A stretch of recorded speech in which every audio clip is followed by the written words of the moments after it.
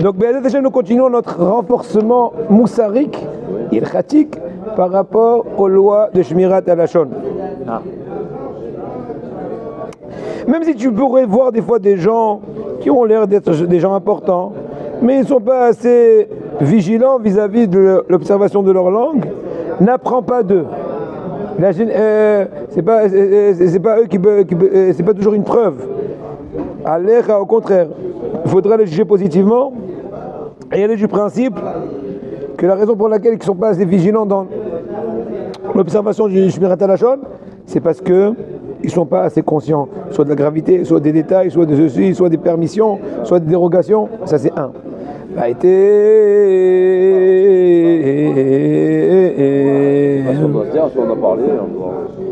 Dibour rahamou ma'asera. Vous entendez? Plus grave une parole interdite qu'une action interdite. J'explique. Une des choses les plus importantes qu'on doit savoir. J'ai une bonne nouvelle qu'on a bientôt fini. On a fini dans 6 pages. Tout le livre qui fait 200 pages. Extraordinaire. Ça a pris son temps, mais petit à petit, l'oiseau fait son nid. En tout cas, un des fondements qu'il faut savoir, que les mitzvot qui dépendent de la bouche, elles sont plus graves que les mitzvot qui sont transgressées de façon par action. Corporelle, on va dire. Kefi, Shamro, Aza, comme ce que nos sages de mémoire bénite ont dit. Dans Echin, Tetvav Aleph. Aote, Befiv, Amour, Mina, c'est celui qui transgresse avec sa bouche, et puis celui qui fait une action. Chez Ken Matsino, parce qu'on a trouvé chez le Dav Gzardin, chez Avotenu Bamidbar, et là, Avon Maragli Milvad. Pourquoi ils ont été punis? Le patriarche dans le désert. Quand est-ce qu'a été scellé, a été décidé le dernier recours? C'est quoi? C'est la Shonara, pas en Israël. Ah, je suis aussi du Bataret, ils ont parlé du match de Israël, n'est-ce pas? Avec tout l'épisode des explorateurs. Le mi a fait ashtika, amrou azad a fait ashtika la achamim kal va'omer la tipshim.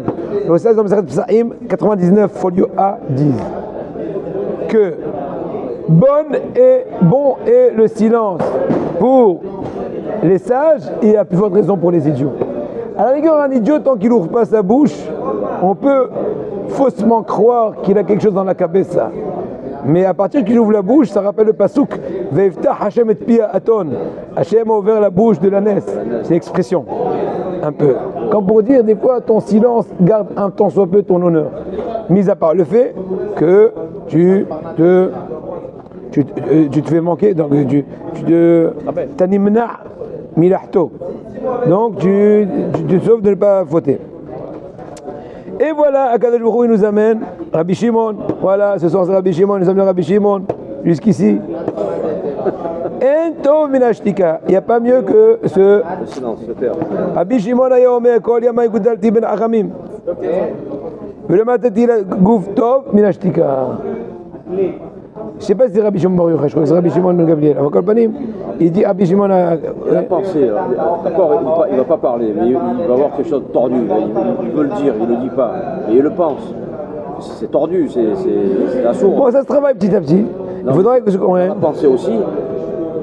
Ça peut arriver. Quand tu en veux à quelqu'un, quoi. C'est ça? Ça ou autre chose, je sais pas, mais ça le brûle dans la tête, puis il ne peut pas le sortir parce que c'est vexant. Non, c'est assourd, faire la shonara. S'il le pense, il est. Non, on est humain, il y a des limites, mais seulement il faut dans tous les cas se faire conseiller. Ça dépend des cas de figure. Quel est le cas? Tu avais un mauvais comportement et tu veux le raconter pour savoir comment réagir, mais tu peux te concerter de façon anonyme avec quelqu'un qui s'y connaît. Donc en tout cas, dans Pirkei Avot, au début du Pirkei Avot, Perek Aleph Shazayin, il est mentionné que Rabbi Shimon disait: toute ma vie j'ai grandi au sein des sages et je n'ai trouvé bon pour le corps pas mieux que le silence. Avançons.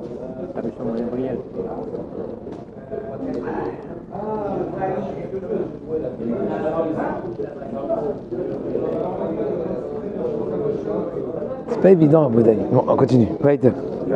Non. Encore un. Après tu rigoles. Je sais que c'est pas évident. Allez, je pars. Adam Nivra Imshte Enaim. Voilà, tu vas me parler. Tu parlais des yeux. Une personne a été créée avec 2 yeux. 2 oreilles, 2 narines dans son nez, mais il a qu'une seule bouche. Pourquoi pas 2 bouches? Il vient du Yerushalmi dans Brachot Perek Aleph al Chabet pour dire combien c'est important de se taire. Déjà avec une, on n'arrive pas à la tenir. Si j'avais 2, ça aurait été halet, ça aurait été l'hécatombe. Non, batzlaha.